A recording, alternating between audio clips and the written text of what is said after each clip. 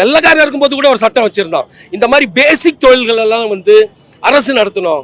தூய்மை பணியாளர், மருத்துவம், இன்னும் இருக்க மின்சாரம், இது எல்லாமே அடிப்படையில் அரசு கையில் இருக்கணும். இவங்க ஆட்சிக்கு வந்ததுக்கு அப்புறமா இந்த மாதிரிலாம் பண்ண என்ன அர்த்தம்? இந்த மாதிரி இது வந்து தூய்மை பணியாளர்களோட இதை ப்ரைவேட்டுக்கு கொடுத்தா இப்போவே இந்த கான்ட்ராக்ட்லேயே இந்த ஜனங்க எவ்வளோ பாடுபடுறாங்கன்னு நமக்கு தெரியாது. ஒவ்வொருத்தரையும் கேட்டு பாருங்க.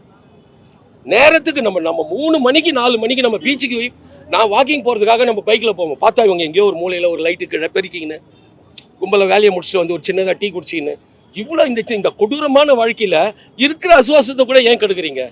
அப்போ இது நீங்கள் யாருக்காக வேலை செய்கிறீங்க? இது எனக்காக, இந்த மக்களுக்காக நீங்கள் ஒன்றுமே செஞ்சிட வேணாம். இந்த வேலையிலேருந்து அவங்களை அப்புறப்படுத்துறாதீங்க. இந்த நிரந்தரமற்ற வேலையிலேருந்து அவங்களை அப்புறப்படுத்துறாதீங்க. இதுக்கும் கீழே அவங்கள பின்னாடி தள்ளி இதை விட கேவலமாக அவங்களை எங்கே கொண்டு போய் போட போகிறீங்க? ஓட்டு போடுறாங்களே, இவங்களுக்கு வந்து 1 லட்சம் ஓட்டு, அவன் அந்த கான்ட்ராக்ட் எடுக்கிறவன் ஒரே ஒரு ஓட்டு தான் வந்து. ஆனால் அவங்களுடைய மொத்த லாபமும் ஒருத்தனுக்கு போகுது. ஆனால் இவங்க எல்லாம் அவன் வரமாட்டான், அவன் வருவான் 12 மணிக்கு காரில் ஓட்டு போடாமல் கூட போயிடுவான். ஆனால் இவங்க தான் ஓட்டு போட போகிறாங்க. அந்த மக்களை வந்து அந்த மக்களோட கருத்தை வந்து தயவு செஞ்சு கேட்கணும். ரொம்ப பெருசாலாம் அவங்க எதுவுமே கேட்கல. ஒரு வாட்ஸ்அப்ல எங்களை இந்த சின்ன வேலையிலேருந்து எங்களை துரத்திடாதீங்கன்றாங்க.